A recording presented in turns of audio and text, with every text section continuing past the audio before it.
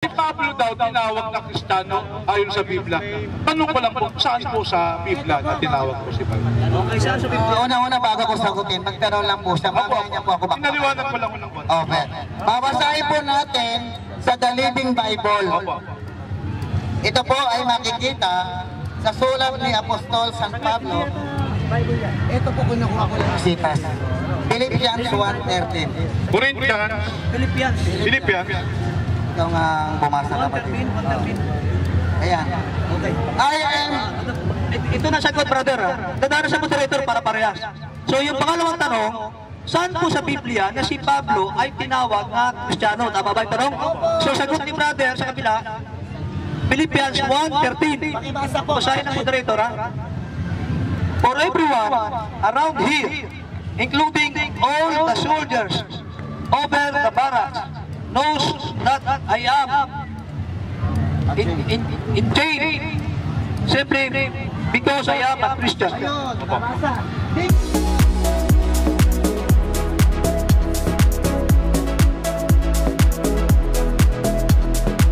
clarification lang. Saan po sa Biblia? Kasi yung Mr. Moderator, ganito po. Sa pagkakaalam po ni Karashid, baka naman maturuan ako ni Melchor. O kasi wala pa akong book sa kilikili, nagbabasa na ako ng Biblia. Ito po, babasahin ko po. Mr. Moderator, tatlong salitang Kristiyano lang ang mababasa mo sa Biblia. Sa nakalagay. Magtanong ka lang po, mamaya niya po. Opo. Ito po. Kinaklarify ko lang po. Ito pong tanong, pangalawang tanong po ito. May konting ano lang. Ang Kristiyano, 3 beses mo lang mababasa sa Biblia. Magtanong ka po. Acts chapter 11, verse 26, 28 ng Acts, unang Pedro, sige. 1:16. Ngayon, ang sabi niya, si Pablo daw tinawag na Kristiyano ayon sa Biblia. Tanong ko lang po, saan po sa Biblia na tinawag po si Pablo? Okay, saan sa Biblia? Una-una bago ko sagutin, magtanong lang po siya. Mamaya niya po ako baka. Pinaliwanag ko lang ng konti. Okay. Babasahin po natin sa The Living Bible. Ito po ay makikita sa sulat ni Apostol San Pablo. Ito po kinukuha ko lang sitas. Philippians 1:13. Corinthians, Philippians. Ikaw nga bumasa kapatid. Ayan. Okay. Ito na sagot, brother. Dadara sa moderator para parehas. So yung pangalawang tanong, saan po sa Biblia na si Pablo ay tinawag na Kristiyano? Tama ba yung tanong? So sagot ni brother sa kabila, Philippians 1:13. Basahin ng moderator, ha? For everyone around here, including all the soldiers over the barracks, knows that I am in jail simply because I am a Christian. Because I am a Christian. Yun Yan po ang sagot niya, yun ang sagot niya. Yun po ang sagot niyo. Sige po. Mamaya po natin papaliwanag. Pangatlong tanong po. Nabasa ko po. Sabi po ninyo, Katoliko po, that is the true religion which Christ built. At pwede rin po bang matanong kung saan pong Okay. Babasahin ko po. saan po nakalagay sa Biblia na ang Katoliko po ang tunay na reliyon na itinayo ni Kristo? So, first pa rin. First pa rin po. Bible. Sa Bible. Huwag ka nang musta, matatalo lang. Greek Bible, the original word of the New Testament. Letra por letra, Iglesia Católica. Okay, basa.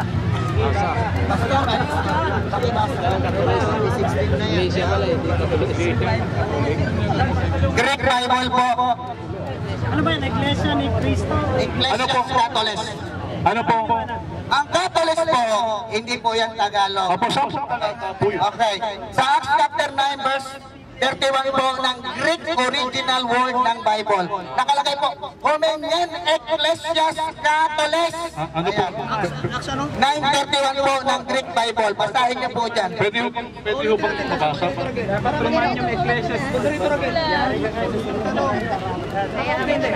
Gusto ko lang clear, moderator, no? So yung pangatlong tanong ng kabila, Brother Dasa, no? Baro sa sa Biblia na Katolik ay tunay na reliyon.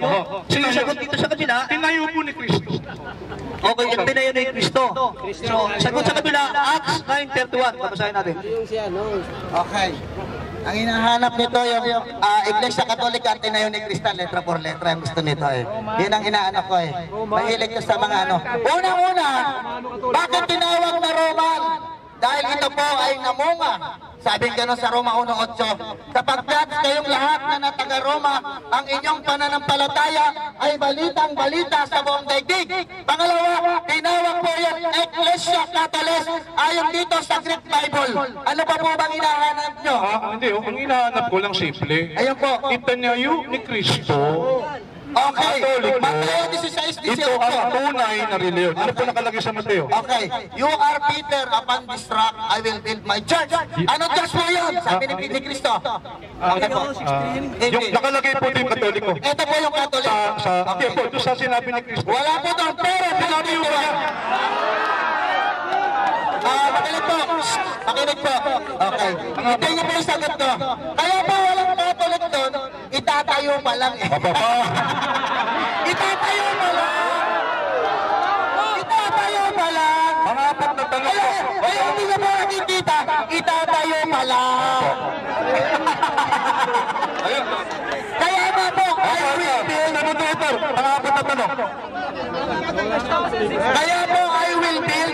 Hindi pa po nagaganap. Salamat po. My church. Naintindihan na ho namin. Naintindihan na ho namin. Intindihan niyo na po. Ito po yung pangalawang tanong.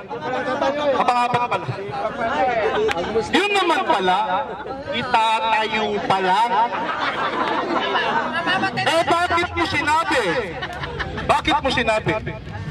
Na ang Kristyanismo na una pa sa lahat ng reliyon. Ay, wala po ako sinabing Ay, gano'n. sinabi. Excuse me po. Excuse me po. Ang sabi ko po, ito po. Kailangan natin, kailangan. Nagugat po ang Christianity sa Judaism. Sa Judaism po. Meron po tayong record. Meron po tayong record. Kapatid, meron po tayong record. Okay lang po. Okay lang po. Okay. Meron po tayong record. Hinahin niyo po. Hindi, galangin natin kasi ito, letra por letra, yung unang-unang sinulat ko eh. Pagkakayang naman, ganyan sagot niya. Yun na ba yung formal na tanong sa pang-apat na tanong? Yung, Ayun po. Sabi kasi niya, ito, letra por letra, Kristyanismo nauna pa sa lahat ng religion. O ngayon, narinig natin kanina, itatayo pa lang. Itatayo pa lang pala. Eh bakit mo sinabi, Kristyanismo ang nauna? Ngayon, ito tanong ko yung pang-apat. Ano natin yung pangapat. pang-apat ko. Bakit mo sinabi Wala kapatid, sasagutin ko. na yung Kristyanismo Sasagutin ko po. ang kauna-unahang reliyon? Nauna sa lahat ng reliyon. Ang sinabi ko po, ang Kristyanismo po, nagugat po yan sa Judaismo. Hindi ko po sinabing nauna sa lahat ng relihiyon. Kaya nga pinare-record ko rito. Pinare-record ko rito. Ito po. Bumasa po ako ng mga referensya. Ito po yung limang katanungan, uling katanungan. Opo. Ito yung panglima. Ito yung panglima. Ito yung panglima. Binasa mo yung Acts gawa 11:26. Opo. Ngayon, yung salitang Kristiyano, sabi mo, pakipasa nga, Brother Knight. Okay lang ba? Basahin sandali pa rin. Opo, basahin. 11:26. Kapitulo 11, ang mga talata ay 26. Nang siya'y kanyang matagpuan, ay kanyang dinala siya sa Antioquia. At nangyari na sa buong isang taon, ay kasama nila ang iglesia na nagturo sa napakaraming tao. At sa Antioquia, ang mga alagad ay pinasimulang tawaging mga Kristiyano. Ngayon, Iglesia ang binanggit. sandali. Yung palang Kristiyano, unang ginamit sa Antioquia. Ano po tanong? Ito po tanong. Pang-limang tanong. Ito po tanong. Yun hubang salitang Kristiyano, lumitaw nung panahong si Kristo'y nangangaral pa? Wala na si Kristo.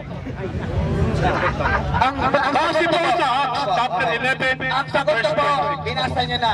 Unang tinawag ang mga alagad ni Kristo, yung iglesia na Kristiyano doon sa Antioch. Your question is your answer. Salamat po sa Antioch. Sa Jerusalem. Yung sagot mo, ikaw rin ang nagtanong. Your question is your answer. Maraming salamat po. Okay, no? Medyo mainit ng konti tanong, pero i-clear natin kasi again, ito ang first stand ni Ustad Indasa. I-establish niya, no? Itatayo niya. So, wala pa rin riban, no? Walang riban dito. I-establish niya muna yung stand niya na yung tunay na reliyon ay Islam. So, 20 minutes din to. Pagkatapos niyan, tatanong din sa kabila ng 5. Okay? So, timer. Yung mga brother natin na medyo lumak-lumak lang ng konti dito kasi may mga nanonood doon sa kabila natin. Yung mga brother natin sa bar lang, ha? Okay, masisimula na si Ustad President Dasa. Okay, ha? Ganun pa rin, ha, mga brother, ha? Okay, bismillah.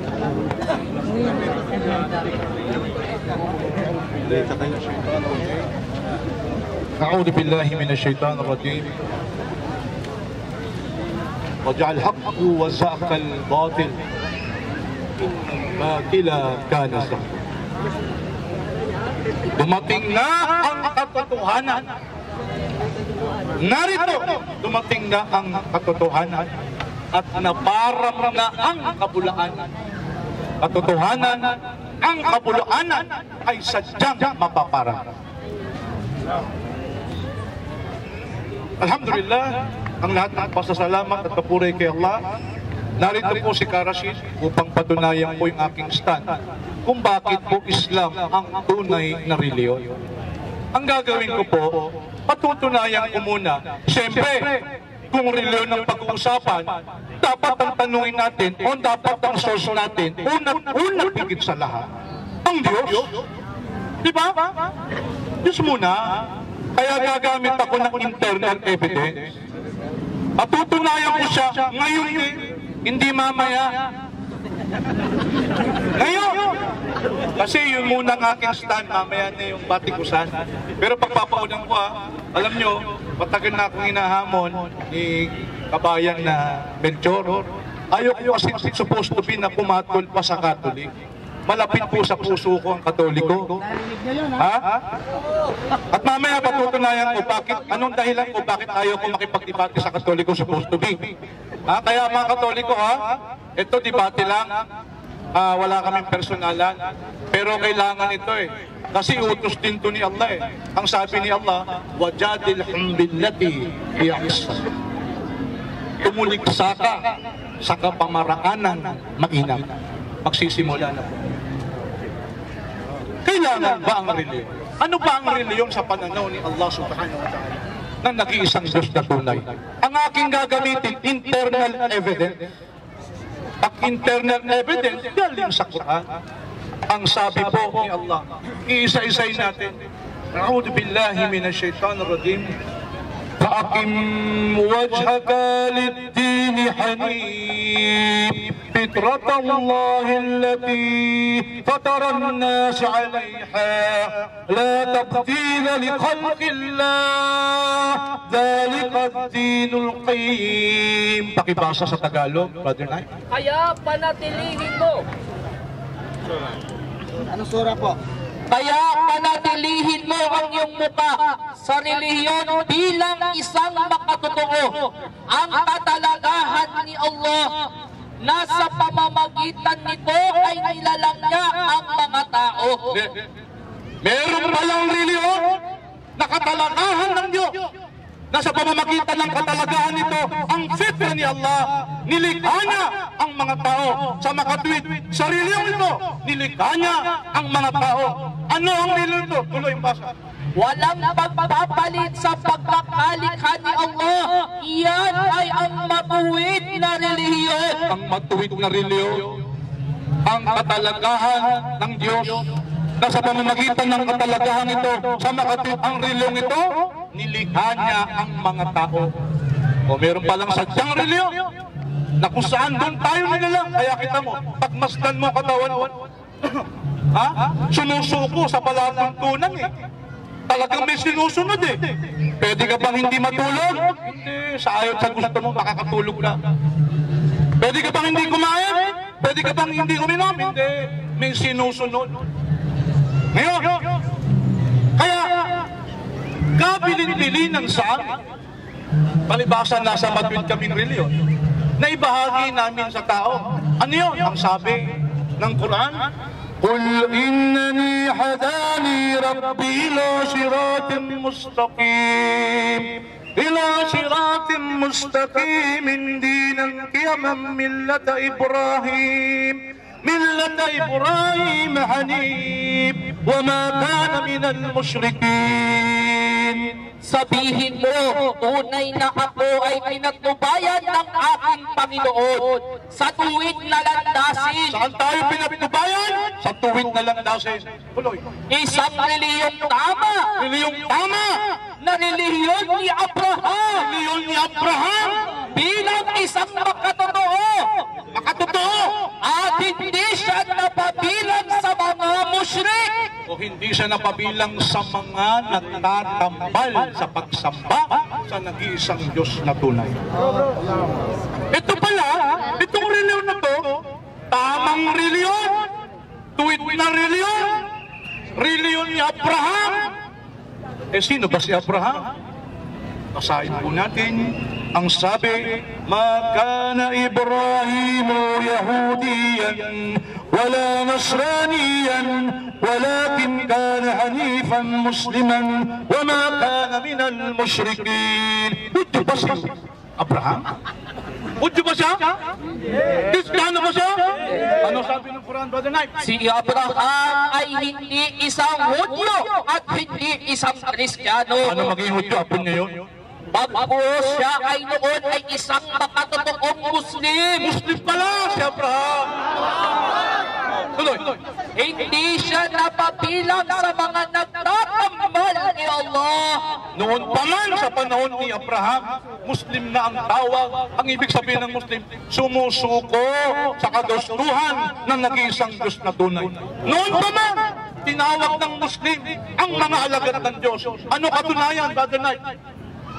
Magkakaiba kayo alang-alang kay Allah. Makibaka kayo. Makibaka kayo alang-alang kay Allah ng totoong pakikibaka. Siya ang humirang sa inyo at hindi siya naglalagay ng anumang pahirap sa inyong reliyon na siyang paniniwala ng inyong amang si Abraham. Amang si Abraham, ama natin si Abraham. Tuloy. Siya ang tumawag sa inyo bilang mga Muslim noong pa at ngayon dito sa Quran upang ang sugo ay maging saksi sa inyo at kayo naman ay maging saksi sa mga tao. Ang tawag pala sa panahon ni Abraham, Muslim, noon pa man, ang lolo ng tauhid. Si Abraham, tinatawag ng Muslim ang lahat ng mga alagad na sumasampalataya sa nag-iisang Diyos na tunay. At ngayon din, sa kanyang apo, ng huling propeta na si Muhammad sallallahu alaihi wasallam, Muslim din ang tawag. Ngayon, ito palang reliyon na to, katalagahan ng Diyos. Sa pamamagitan ng katalagahan ito, dito tayo ikan ng Diyos. Ang reliyong ito, tama! Tuwid! Reliyon ni Abraham! Yan ang pangalan ng reliyon. Ha? Anong pangalan ng reliyon? Ito ba inango sa pangalan ng tao? Katulad ng Buddhist? Ito ba inango sa pangalan ng mga lugar? O, tanungin natin ng Diyos. Eh ano pong pangalan ng reliyon? Diyos mismo nagbigay ng pangalan eh. Anong sabi niya? Inna ad-dina 'inda Allahil Islam. Let me repeat it again. Anong sabi ng Diyos? Diyos mismo ang nagsabi. Inna ad-dina 'inda Allahil Islam. Brother Knight? Tunay na ang reliyon sa ganan kay Allah ay ang Islam. Yeah. Wala nang anong paligoy-ligoy. Letra por letra. Diyos mismo nagsabi, ang the religion in the the sight of God is Islam. Nandun ang pangalan. Katunayan, brother, Victor, kapag gusto kang patnubayan ng Diyos, anong kanyang gagawin? Tinan mo ha? Halimbawa, inshallah, malay natin mamaya, patnubayan siya ni Allah. Ano ang unang gagawin ng Diyos kay Melchor? Kapag pinatnubayan siya ni Allah, inshallah, pakinggan po ninyo, فَمَنْ يُرِدِ اللَّهُ أَنْ يَهْدِيَهُ يَشْرَى صَدْرَهُ لِلْإِسْلَامِ. Kaya ang sino mang naisin ni Allah na patnubayan, paluluwagin niya ang dibdib nito sa Islam. Ano po ang gagawin ng Diyos? Kapag gusto kang patnubayan ng Diyos, paluluwagin niya ang iyong dibdib sa Islam para yakapin mo ito, Melchor. Kapag pinagtubayan ka, binuksan ng iyong dibdib upang yakapin mo ang Islam, meron kang liwanag mula sa iyong Panginoon. أفمن شرح الله صدره للإسلام فهو على نور من ربه. Pakibasa, Brother Knight. Magkatulad ba ang taong binuksan ni Allah ang puso, kaya siya'y nasa liwanag ng kanyang Panginoon kumpara sa isang taong hindi binuksan ang puso? Yan, pag binuksan pala ang puso mo para yumakap ka sa Islam, dala-dala mo ang liwanag ng Panginoon na lumalangsaping lahat. Maraming salamat. Okay. Ngayon, ito pala tuwid. Tamang reliyon. Mismo ang Diyos nagbigay, Islam. Ngayon, sa panahon ni Propeta Muhammad sallallahu alaihi wasallam, ano ang ginawa ng Diyos sa reliyong ito? Pakinggan po natin. Ang sabi po, اليوم أكملت لكم دينكم وأتممت عليكم نعمتي ورضيت لكم الإسلام دينا. Sa araw na ito ay nilubos ko para sa inyo ang reliyon ninyo. Yan, nilubos na ng Diyos. Wala nang kulang, wala nang idadagdag pa. Tuloy. Binuo ko sa inyo ang pagpapala ko. Una, ang pagpapala. At kinalugduan ko para sa inyo ang Islam. Kinalugdan ko para sa inyo ang Islam. Letra por letra. Ha? Yan ang letra por letra. Malinaw na malinaw. Ha? O ngayon, ito. Okay,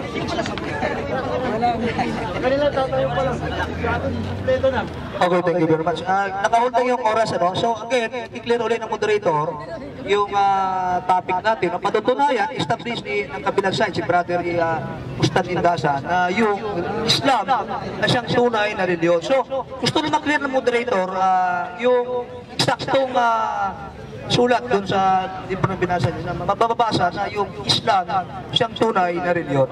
So, ilang oras na po tayo? 10 minuto ka. So, may 10 minutes pa. Kuya, pa-request. Kulang 10 minutes, okay. Start sa good time. Yun na po, gusto marinig ng moderator. Yung anong sura na mababasa na yung Islam isang tunay na reliyon.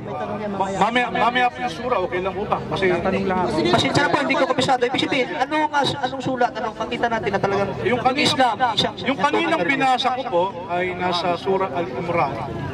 Surah Al-Ma'idah ay nakasulat na. Mamaya po, pwede mo namin kayong bigyan kasi para iniisa-isa ko lang po. Internal evidence po ito mula sa Quran. Hindi, bibigay ho natin. Wala akong problema yun. Ngayon, okay. O di, inisa-isa natin ang reliyong ito, reliyon ni Abraham, tamang reliyon, matuwid na reliyon. Pagkatapos, binigyan pa ng pangalan ang sabi ng Diyos, Islam. Tapos nilubos niya ang kanyang kaluguran. Islam ang binigay sa atin na reliyon. Oh, mababasa mo yun sa chapter 5, Surah Al-Ma'idah, chapter 5, verse 3. Oh. Ngayon, pwede ka bang pumili ng ibang reliyon maliban pa sa Islam? Malino eh. Wala namang ganitong aklat eh. Pagdating sa pagtuturo ng reliyon, Pwede ka pa bang pumili? Halimbawa, Mormons pinili, Buddhist pinili. Ha? Pwede ba? Ano sabi ni Allah? Sabi ng Diyos. O bigay natin ng surah.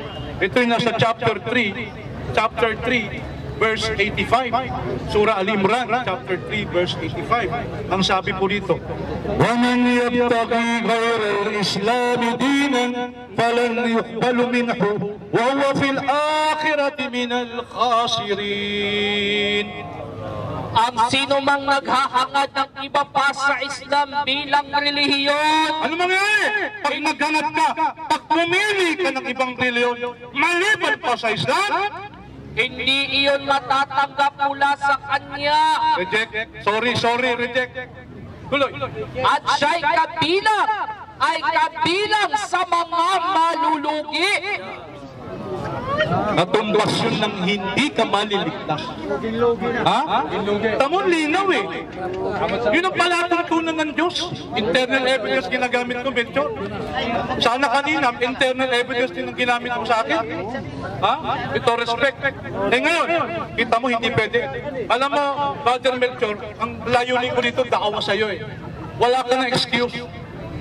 Sa araw ng paghukom, ang official religion ng Diyos, Islam. Pag tumindig ka sa Diyos, ipadala-dala mong reliyon, patay kang bata ka. Huwag na muna yung araw ng paghukom. Sa pangatlong yugto muna ng buhay, pag namatay ka, nandun ka sa kubur, sa libingan, sa barsak na tinatawag, na sa ibang dimension ka. Doon pa lang, malalaman mo na eh. Eh may magtatanong sa'yo. Tatanungin si Karasin, sino man mauna sa amin, siya lang nakakala. Halimbawa, tanungin si Karasin, may upong anghel eh. Inshallah, mapanggit ko ito eh. Tatanungin ako, Rashid, matino. Ano religion? Ipagkaloob na wani Allah, masabi ko, Islam po. Islam. Eh pag tinanong si Melchor, malagutan ng hininga. Ang dala-dala na yung... O kaya inamatay mo. Matino, tinanong ka ng anghel. Ako po'y Mormons. Ako'y Jehovah's Witness. Ako'y dating daan. Anong sabihin sa'yo ng malaika? Ito, nakakatawa pero totoo ito, Melchor, tandaan mo ito. Akin na yung masuhin mo ito. Masuhin natin. Ha? O doon pala. Ngayon. Tingnan nyo ha? Tingnan nyo ang kagandahan ng Quran ha? Ha? Tamang reliyon, tuwid na reliyon, likas po kalikasan natin, nilikha tayo sa reliyong ito, tinawag niya ang pangalan ng reliyon, siya mismo nagbigay ng pangalan, Islam. Tapos sabi niya, kapag pumili pa kayo ng ibang reliyon, hindi ko tatanggapin yung bang pagiging Islam. Siyempre, Muslim ka nun eh. Yung makap sa Islam, tatawagin Muslim. Islam is the submission to the will of God. Muslim is the one who submit to the will of God. Ikaliligtas pa ang pagiging Muslim sa Quran.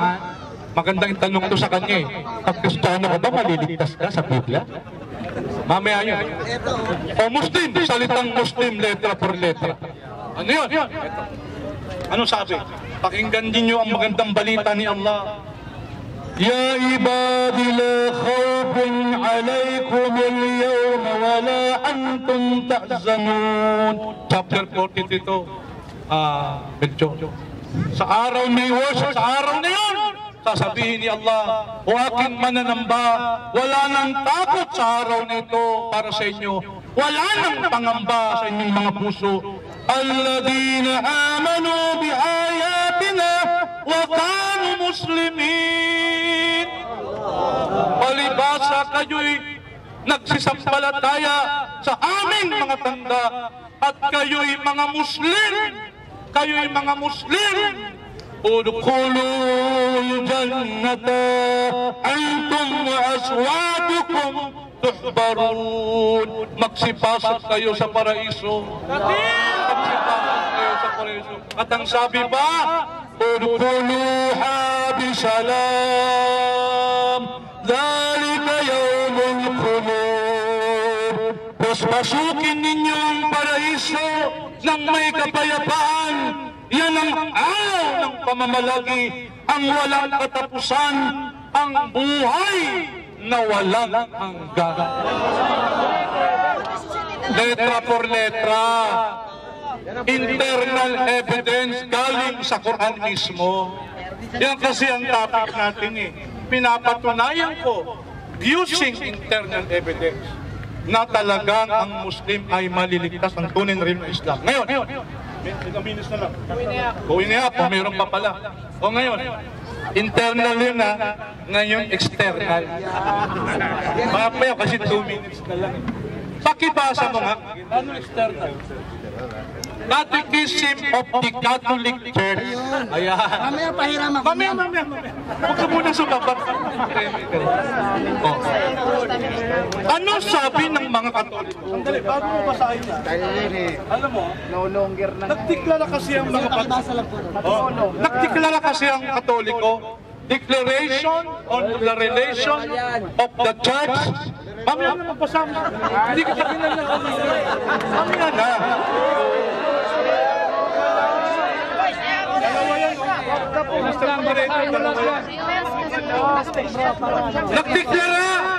Nagdeklara mismo yung Papa.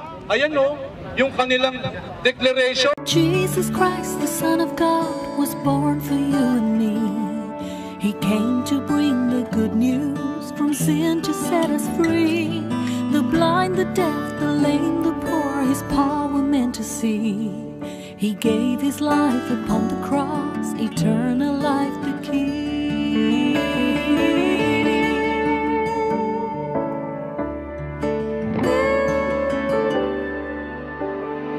He broke bread and shed wine before His agony. We share the body and the blood in His memory. To make His message known is our responsibility. So here we are to pledge our lives to the Lord of eternity.